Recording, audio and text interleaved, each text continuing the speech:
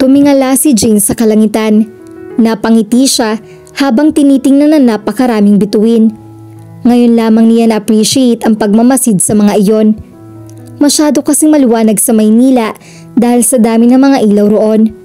Bukod doon, marami nagtatayo ang mga gusali kaya hindi na ganong makita ang kalangitan. But here at Calle Pogi, there were no soaring structures to block her view of the night sky. Nilulubos na niya ang pag-enjoy sa simpleng bagay na katulad niyon. Hindi kasi magtatagal at lilisanin na niya ang lugar na iyon.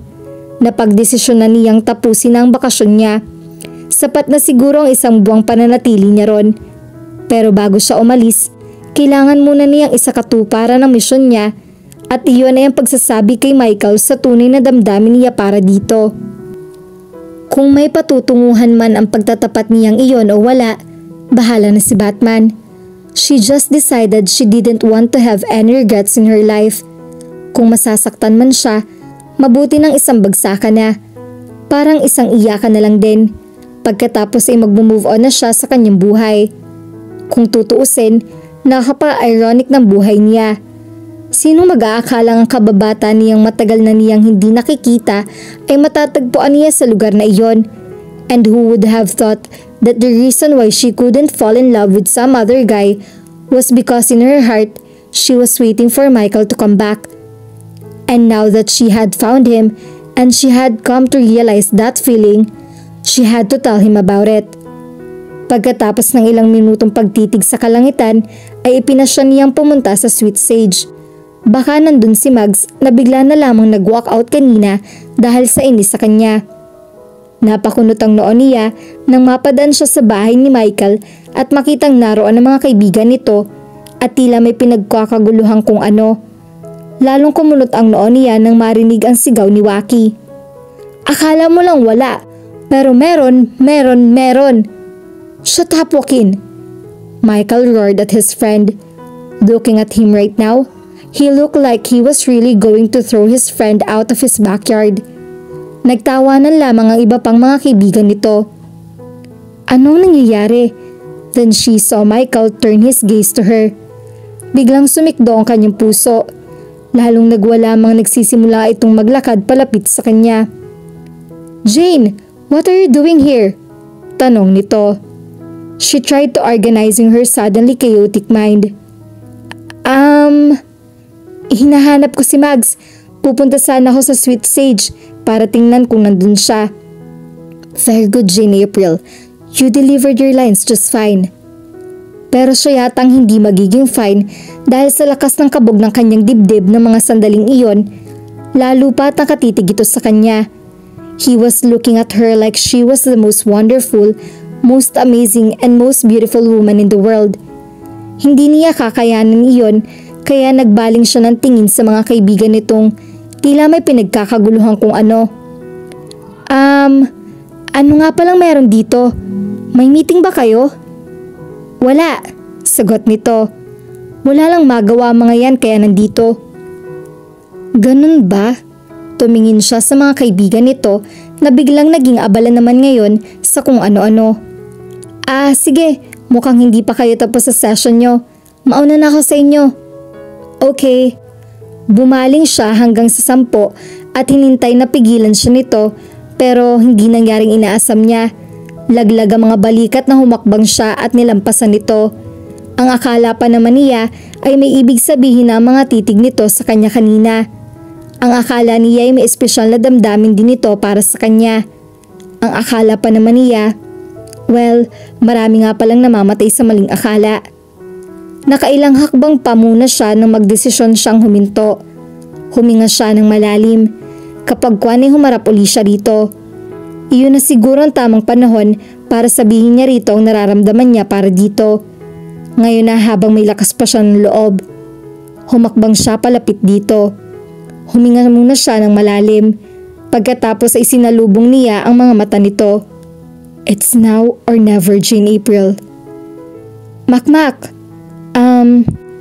Bago man lang ako umalis sa Calle Pogi, may sasabihin muna ako sa'yo. Umpisa niya. Ako mang magsasalita ito pero sinenyansyon siya nito na manahimik muna. Baka kasi masira ang momentum niya at hindi niya alam kung kailan uli lalakas ang kanyang loob. Hayaan mo muna ako magsalita at patapusin mo ako. Kasi baka kapag sumingit ka, hindi ko na matapos ang sasabihin ko sa'yo. Sasamantalihin ko na habang malakas pa ang loob ko. Tumango ito. You see, I like you pero hindi bilang kaibigan lang, kundi higit pa roon. Kumunot ang noo nito. Nagpatuloy siya sa pagsasalita. Hindi ko ginusto to, hindi ko sinasadyang maramdaman to. Pero na magkita ulit tayo, na-realize ko na unti-unti nang nahuhulog ang loob ko sa'yo. Bahagya pa siyang umiti rito kahit ang totoo ay parang gusto na niyang maiyak lalo na at nakikita niya ang kaibigang ekspresyon ng mukha nito. Just looking at the odd expression on his face made her heart sink.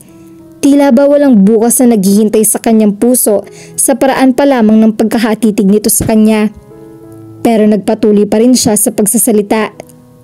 Nagpapasalamat ako dahil kahit maraming taon ang lumipas, natatandaan mo pa rin ako at ang pagkakaibigan natin ng mga bata pa tayo. I mean, I am really grateful for that. Alam kong kaibigan lamang ang turing mo sa akin, pero hindi na kasi ganun lang ang tingin ko sa'yo. Hindi ko gustong maramdaman ang kung ano mang kakaibigang nararamdaman ko ngayon para sa'yo, pero hindi ko napigilan eh. I just woke up one day realizing I was secretly loving you and hoping you felt the same way too. Yumuko siya. Ayaw niyang makita ang reaksyon nito sa sinabi niya. I'm sorry, Makmak. I never meant to feel this way towards you. Umiral ang katahimikan sa pagitan nila. Walang ibang maririnig kundi ang huni ng mga kuliglig. Kahit ang mga kaibigan nitong alam niyang nasa paligid lamang ay natahimik din. Pakiramdam niya ang kanyang sarili. Magaan ang kanyang pakiramdam. Kahit paano kasi ay nasabi na rito ang dapat niyang sabihin. But that didn't mean everything was fine now. She just lost their kindleship. Kung sabagay, inaasahan na niya ang ganong outcome. Pero hindi rin siya nagsisising ipinaalam niya rito ang damdamin niya. Mas magsisisi pa siya kung kikimkimin lamang niya iyon. Isa pa, ayaw niyang mabuhay ng may pinagsisisihan sa hinaharap. Iyon lang. Busag niyang katahimikan. Pagkasabi niyon ay tinalikuran niya na ito. Pero hindi pa man siya nakakahakbang palayo ay hinawakan siya nito sa braso. Tumingin siya rito.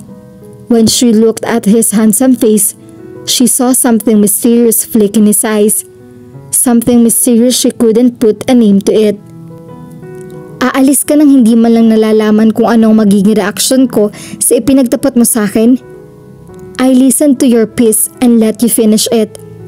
Aren't you going to hear mine? Umiling siya, saka yumuko. Kinagat niya ang ibabang labi para pigilan ang sariling umatungal sa pag-iyak. Dahil kung ano man ang lakas na loob na mayroon siya habang nagtatapat dito kanina, naubos na iyon. Telling you how I really feel is really stupid. Wika niya. I don't think so. Hinawakan nito ang kanyang baba at saka iniangat ang kanyang mukha. You are never like that in my eyes. Ang totoo niyan, ikaw na yata ang pinakamatapang na babaeng nakilala ko. Mga bata pa lang tayo ay matapang ka na. Well, hanggang ngayon pa rin pala. Nginitian siya nito. Hindi niya inaasahan iyon kaya talagang nagulat siya. Ngayon lamang uli niya ito nakitang ngumiti mula na magkita uli sila. Kaya naman may pag-asang nabuhay sa kanyang puso. Aba, himala! Ngumiti si Michael! Bulalas ni Lian. Naks, ibang level talaga to. Mamaya uulan na ng snow. Pwede ba, Lian? Mamaya ka na dumaldal dyan. Saway ni Butcho rito. Oo nga naman pare. Nakasalalay kay Jane ang pakikipagbalikan ni Kelly sa akin. Wika ni Bowie. At ni Jazzy sa akin. Sabi naman ni Waki. Ang iingay nyo. Istorbo kayo sa pagtulog ko. Reklamo ni Dre. Oh, huwag kayong maingay. Natutulog si Dre. Masama pa namang nagigising yan ng alanganin. Parang sumasapok ang Mount Pinatubo. Sabi ni Sage. Michael sighed in exasperation. Then he glared at his friend. Bakit ba hindi na kayo magsiuwi sa mga bahay nyo? Nakakaistorbo lang kayo rito. Huwag mo na kaming intindihin, wika ni Ryu. Ipagpatuloy mo na yung pagtatapat mo at magpapahinga na tayong lahat. Oo nga naman, Michael, segunda ni Haru. Tell me pare, who's the most important woman in your life? Humarap sa kanya si Michael. I'm looking at her now, sagot nito. Kulang ang salitang pagkabigla para ilarawan ang nararamdaman niya ng mga sandaling iyon. Teka, tama bang narinig niyang isinagot nito kay Haru? O pinaglalaroan lamang siya ng pandinig niya? Nagpatuloy ito sa pagsasalita. Sa maniwala at sa hindi, totoong sinabi ko, Jane. Why do you think I tolerated your advances? Why do you think I allowed you to mess up with my life? It's because I didn't really mind it. It was fine with me. Are you saying you like me too? Tumango ito. Nang higit pa sa isang kaibigan? Tumango ulit ito. The fact is, I just don't like you, Jane. I love you. Tulad mo, inalagaan ko rin ang mga damdamin kong ito. Sinadya ko man o hindi na gawin iyon.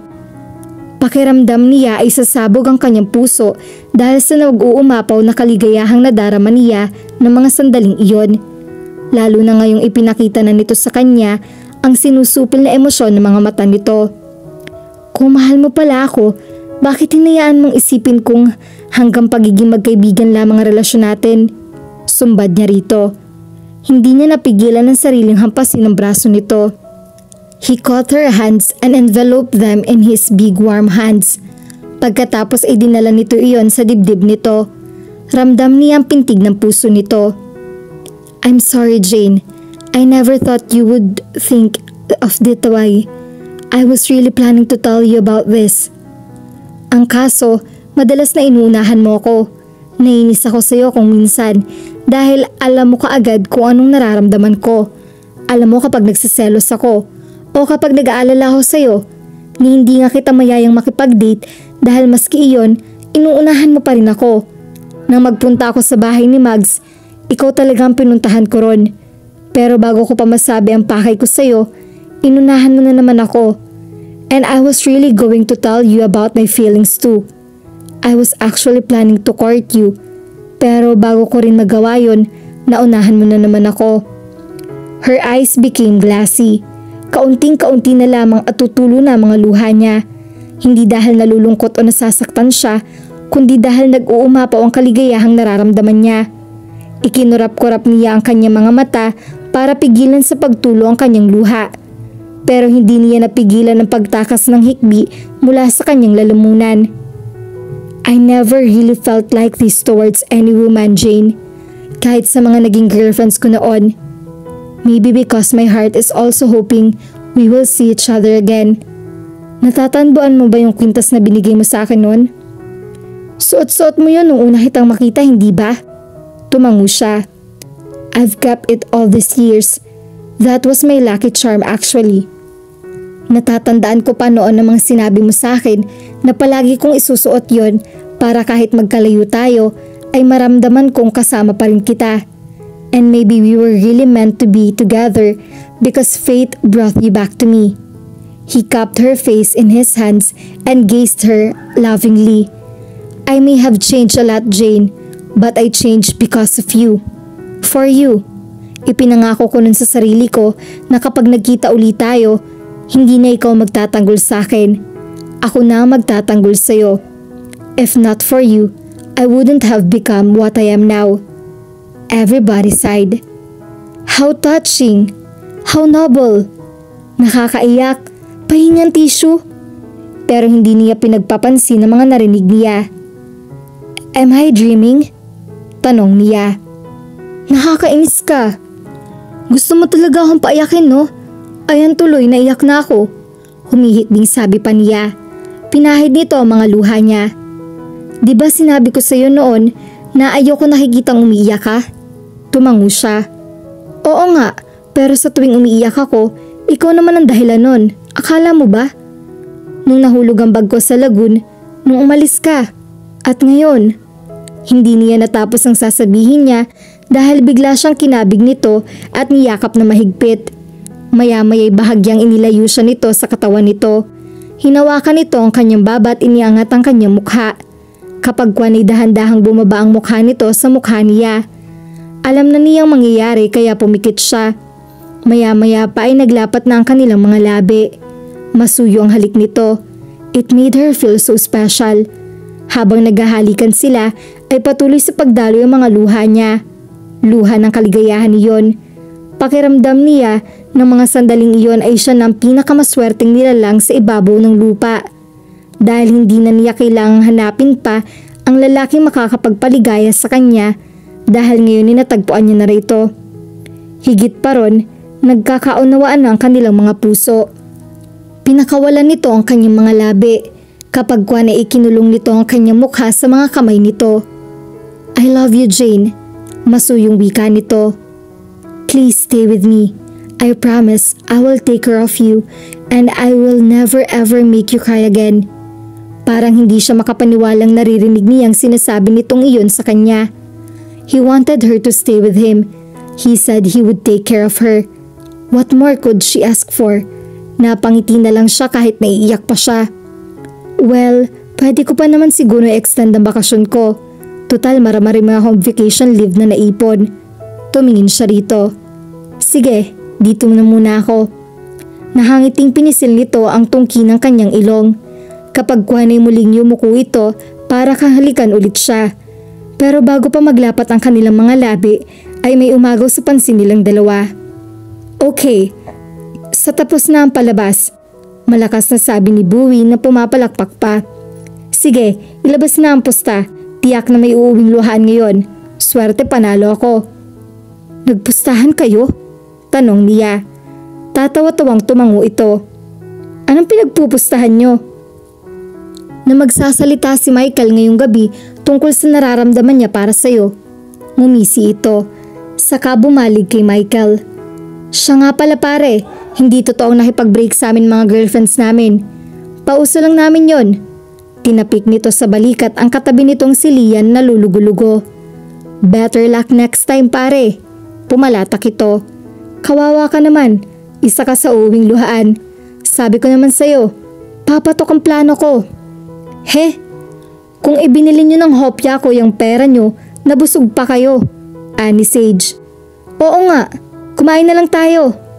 Ang gugulo nyo, matulog na nga lang kayo sa bahay nyo. Tumayo si Dre at nagsimulang malakad pablayo. Tumingin sa kanya si Michael at saka ngumisi. Humilig naman siya sa balikat nito. Hindi na nila pinansin ang nagkakaingay ng mga kaibigan nito. Moment nilang dalawa iyon. At dito na po nagtatapos ang kwentong pag-ibig ni na Jane at Michael. At lagi po nating tandaan at sa tamang panahon may isang taong magpapatunay sa iyo kung bakit ka para sa kanya at kung bakit hindi ka para sa iba. Sana po ay may nakuha kayong aral at inspirasyon sa kanilang pag-iibigan. At muli po ay suportahan at samahan niyo po ako sa mga kwentong pag-ibig na ibabahagi ko sa inyo. Maraming salamat po. God bless at ingat tayong lahat.